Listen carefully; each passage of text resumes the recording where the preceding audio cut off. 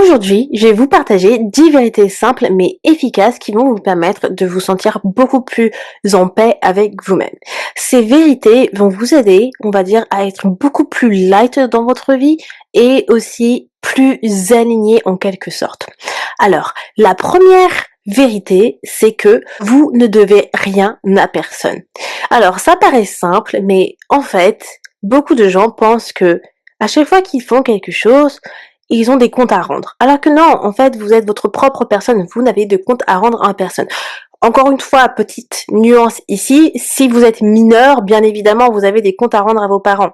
Par contre, si vous êtes majeur et vacciné et que vous habitez chez vous, vous avez votre propre appartement, vous avez de comptes à rendre à personne dans les choix que vous faites dans votre vie.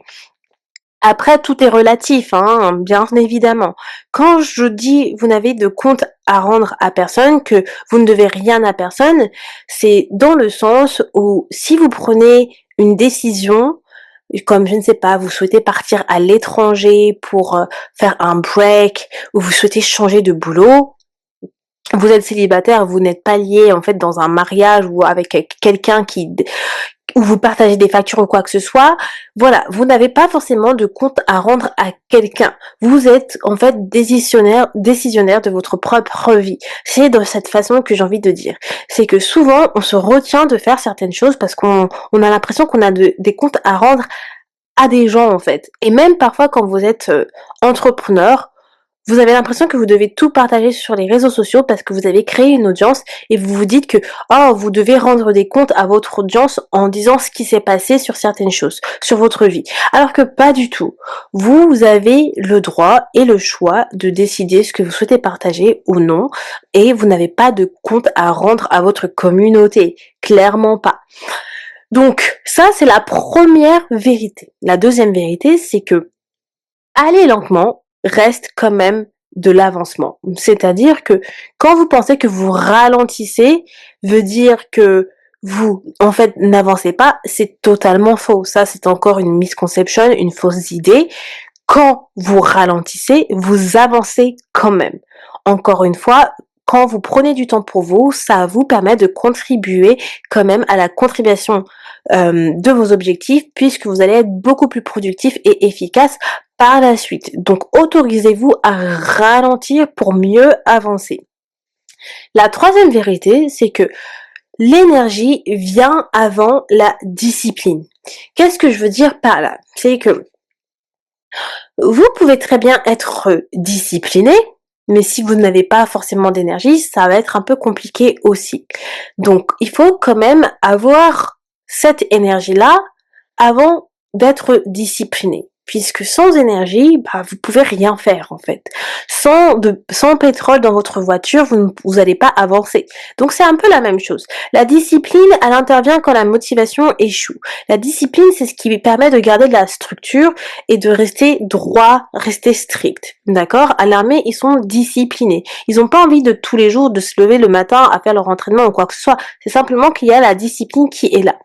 Donc, par contre, si vous n'avez pas l'énergie qui intervient et qui est avant la discipline, ça va être un petit peu dur de garder de la discipline. Vous voyez ce que je veux dire? Donc, il faut que vous vous dites que il faut avoir l'énergie pour aussi allier à la discipline. Et comment vous avez de l'énergie? C'est en favorisant votre bien-être du coup physique, un bon sommeil, un sommeil de qualité, bonne nutrition et également activité physique. Ensuite, la troisième vérité, c'est que vous n'avez pas besoin d'être comprise ou compris pour être légitime. Et ça, c'est quelque chose que moi, j'ai beaucoup travaillé. Parce que, surtout quand vous êtes dans je ne sais pas, là je parle beaucoup du côté entrepreneuriat, mais quand vous êtes dans des domaines différents, souvent on a l'impression que personne ne comprend parce que les gens vont dire mais oui, il parle un autre langage. Mais quand on parle, par exemple, quand je parle de spiritualité et tout, pas forcément tout le monde ne comprend parce que c'est pas forcément quelque chose qui les intéresse ou ils ont une culture à ce niveau-là ou une compréhension. Mais ça veut pas forcément dire que vous, en tant que personne, vous n'êtes pas légitime parce que les autres ne comprennent pas. Vous voyez ce que je veux dire? En fait, être incomprise ne veut pas dire que vous êtes pas légitime. Pas du tout. Vous n'avez pas besoin d'être comprise pour être légitime sur quelque chose. Et ça revient encore sur le fait est que on a tous une culture différente, et là je parle culture en termes de culture générale et centres d'intérêt. On a tous des centres d'intérêt différents et certaines personnes vont peut-être pas avoir les connaissances que vous avez fait. Et j'avais fait un épisode là-dessus sur vos connaissances ne sont pas les connaissances des autres. Et ça, c'est un exemple précis de que vous pouvez très bien être incomprise, mais ça veut pas forcément dire que vous êtes illégitime sur quelque chose. La cinquième vérité, c'est que les cycles existent. Vous ne pouvez pas être au top tout le temps. Et ça, il faut l'accepter. Et c'est comme quand je vous parlais des saisons. Les cycles de saison, c'est comme ça. On ne peut pas contrôler les saisons et c'est le cycle de la vie. Donc si on suit le cycle des saisons, eh ben il fait pas beau tout le temps parce qu'on va avoir l'automne, on va avoir l'hiver, après on va passer au printemps et on va passer à l'été et rebelote. Et ben c'est pareil avec une personne. Vous ne pouvez pas être au top tout le temps et ça il faut l'accepter. Il ne faut pas être en mode positivité toxique. Et comme je dis toujours et encore, le fait est que vous ne soyez pas au top ne fait pas de vous une personne non positive. Absolument pas du tout. La pensée positive, c'est un mindset à cultiver, c'est un style de vie, d'accord? Donc ça fait pas de vous une personne non moins positive parce que vous n'êtes pas au top tout le temps. La vie est cyclique. Donc acceptez cela et faites en sorte d'accepter vos moments de down. Comme je dis toujours, le but c'est de ne pas rester trop longtemps dans ce tunnel négatif, de ne pas rester trop longtemps dans les profondeurs. Il faut apprendre à se relever et à être résilient en fait. La sixième vérité, c'est que dire non, c'est un acte d'amour propre envers vous-même et aussi un acte de respect. Je vais vous parler encore donc de respecter vos limites. Et pourquoi c'est important? Parce que respecter vos limites, c'est se dire oui à soi-même. Dire non aux autres, encore une fois, dicton qu'on connaît, c'est dire oui à soi-même. Et ça, c'est vraiment véridique. Parce que plus vous apprenez à dire non aux autres, plus vous vous respectez vous-même, plus vous dites oui à vos priorités, vous vous dites oui à vous prioriser, et c'est surtout que vous vous dites oui à vous-même en fait. Et ça permet de pouvoir en fait aussi améliorer votre estime personnelle et votre amour-propre tout simplement. Donc, il ne faut pas culpabiliser lorsque vous dites non à quelqu'un. Il faut ça s'apprend en fait. Ça s'apprend de dire non. Et j'ai fait un épisode là-dessus. Je sais plus c'est lequel, mais je trouverai et je vous le mettrai en description. Et en fait, ça s'apprend de dire non aux gens. Ça s'apprend, je crois qu'il s'appelle en fait l'épisode dire non sans culpabiliser, un truc comme ça, bref. Mais clairement, il faut apprendre à dire non, même si parfois c'est inconfortable. C'est vrai que c'est difficile, c'est pas quelque chose de facile. Et au fur et à mesure, plus vous disiez non, mieux ce sera pour vous. Et vous n'avez pas besoin de dire un non radical. Je l'explique dans l'épisode que j'ai justement de podcast quand je vous apprends à dire non. C'est que si vous apprenez à dire non en utilisant un vocabulaire aussi différent, ça permet d'aller progressivement vers un non beaucoup plus radical. Et c'est ce que je fais moi, parce que parfois j'ai du mal à dire non aux gens radicalement, donc du coup je dis toujours bah je vais réfléchir ou laisse-moi le temps de revenir vers toi. Comme ça, au moins ça me permet pas de donner une réponse automatiquement dès maintenant. Ça me permet de dire à la personne bah en fait j'ai entre guillemets le cul entre deux chaises et je reviendrai. Et puis ce sera beaucoup plus simple pour moi de dire non par la suite parce que au moins j'ai fait comprendre à la personne que j'ai besoin de réfléchir. Donc ne dites jamais un oui tout de suite, d'accord, ou un non radical. Si vous n'y arrivez pas, allez-y progressivement. Donc je vais vous mettre le lien de mon épisode parce que ça va vous apprendre vraiment à vous affirmer de manière beaucoup plus facile. Ma septième vérité, c'est que le repos est productif. Encore une fois, je vous parle là de quelque chose que je mets toujours en avant, c'est que vous avez besoin de ralentir et de vous reposer pour être beaucoup plus productif, pour pouvoir avancer vers vos objectifs. Donc avoir un sommeil réparateur, un sommeil de qualité, c'est la base. Et on le voit souvent, quand vous n'êtes pas assez reposé, vous n'avez pas la foi, vous n'avez pas la motivation pour pouvoir faire les tâches que vous souhaitiez faire. Et quelque chose que moi je fais beaucoup, c'est que j'utilise une application qui s'appelle Sleep Cycle qui permet en fait de traquer, de suivre votre sommeil. Ça va vous permettre de vous dire si vous avez un sommeil de qualité, si vous avez bien dormi, dans quelle phase vous êtes réveillé, etc. C'est extrêmement intéressant et je vous assure, ça fait des années que j'utilise cette application maintenant. Je crois 3 ans à peu près, et ça a quand même changé ma vie, parce que d'une, ça vous éduque sur les cycles du sommeil, sur le rythme arcadien, ça vous éduque sur votre propre sommeil à vous-même, ok? Comment est votre sommeil? Et ça vous permet d'agir en fonction de cela. Et surtout, c'est que vous avez dans l'application Sleep Cycle, vous avez des programmes où ils vous apprennent pas mal de choses sur le sommeil. Et franchement, moi, je trouve ça très fascinant. Donc, je conseille, vous pouvez utiliser l'application Sleep Cycle en version gratuite. Il me semble, je ne sais pas trop les features en version gratuite, je sais pas si vous n'avez pas accès au programme pour pour la version gratuite, mais vous avez accès au suivi de votre sommeil. Donc ça vous dit quand même si vous avez un sommeil de qualité, combien d'heures par nuit vous avez dormi, etc. Et ça, c'est quand même assez intéressant. Ça vous donne quand même des indications sur comment vous pouvez améliorer votre sommeil et avoir un sommeil plus productif. Mon 8e point, ma 8e vérité, c'est que vous ne pouvez pas tout contrôler et ça, c'est ok.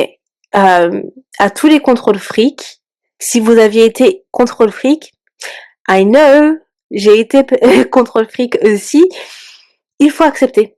Vous ne pouvez pas tout contrôler. Il y a des choses qui sont en dehors de votre contrôle. Et ça sert à rien de stresser pour des choses que vous ne pouvez pas contrôler. J'ai trop longtemps fait ça.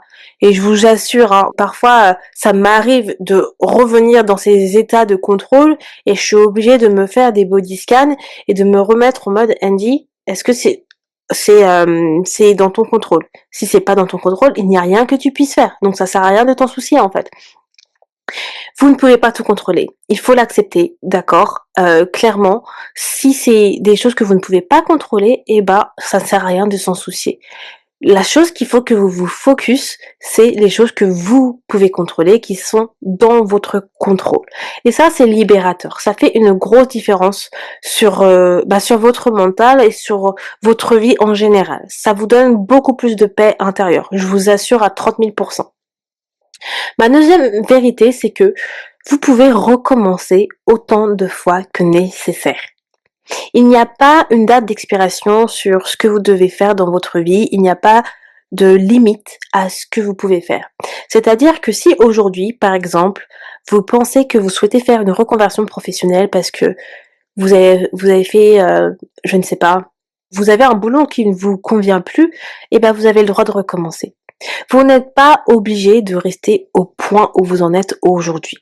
Vous avez le choix de recommencer. Et au contraire, je trouve moi, en tout cas, que c'est ultra enrichissant de pouvoir recommencer et ultra brave, courageux de recommencer, peu importe votre âge. Il y a tellement de personnes qui ont recommencé pas mal de choses dans leur vie, donc n'hésitez pas à le faire. N'ayez pas peur. C'est souvent la peur qui vous empêche de recommencer. Mais quand vous avez éliminé cette peur, vous pouvez faire des miracles, vous pouvez faire des merveilles. Donc, n'hésitez pas à recommencer autant de fois que nécessaire. Et ma dernière vérité, c'est que la version que vous souhaitez devenir existe déjà en vous-même. C'est-à-dire, et je m'explique, on dit souvent qu'on veut devenir la meilleure version de soi-même. Et moi, je suis d'accord avec cette phrase. Beaucoup de gens disent oui, mais arrêtez de dire que vous souhaitez devenir la meilleure version que de vous-même. Je trouve que cette phrase, elle a rien de mauvais à dire, puisque en fait, quand on parle de devenir la meilleure version de soi-même, c'est en fait une version que l'on souhaite devenir. C'est la version de nous qu'on souhaite devenir. C'est-à-dire que par exemple, la meilleure version d'Andy, ça veut pas dire que je veux dire bye bye à la Andy que je suis, j'accepte la Andy que je suis aujourd'hui. Ce que je veux dire, c'est que la meilleure version d'Andy, c'est la version d'Andy qui a accompli sa vision, en fait. Donc, pour moi, c'est ça ma version devenir une meilleure version de moi-même. C'est être la version de qui je souhaite devenir dans mon futur. Et je trouve qu'il n'y a rien de mal à dire cela. Et quand je dis que la version que vous souhaitez devenir existe déjà en vous, c'est exactement ça. C'est que vous savez déjà qui vous êtes, si vous le savez, dans ce cadre où vous le savez. Si vous savez déjà qui vous êtes en tant que personne et que vous acceptez la version que vous êtes en ce moment, eh bien, vous savez déjà au préalable que la version que vous souhaitez devenir, elle existe déjà en vous et que c'est juste une question de temps pour que cette version, elle soit matérialisée dans la matière. Donc c'est pour ça que je vous ai dit, c'est que quand je parle de cette phrase, devenir la meilleure version de soi-même, c'est de devenir la version de vous avec l'accomplissement de votre vision, de votre futur, de vos objectifs, tout simplement. Mais vous savez déjà qu'elle existe déjà en vous, que vous pouvez l'accomplir, tout simplement. Et c'est ça, justement, qui vous donne de la force, c'est que vous savez que vous pouvez l'accomplir et que vous pouvez devenir vous pouvez matérialiser, en fait, cette version de vous. Et quand vous savez déjà tout ça, eh ben, vraiment, rien ne peut vous stopper. Vous êtes unstoppable. Voilà. Donc ça, c'était mes 10 vérités pour vous, les amours. Et je pense que quand vous savez ces choses-là, ça permet vraiment déjà de se sentir plus en paix avec soi-même, de se sentir plus light, plus doux et aussi un peu plus aligné, en fait. Et ça permet de remettre les choses en perspective. Voilà les amours pour cet épisode du jour. Dites-moi si ça résonne avec vous. J'attends vos commentaires et moi je vous dis à demain pour un nouvel épisode. Ciao!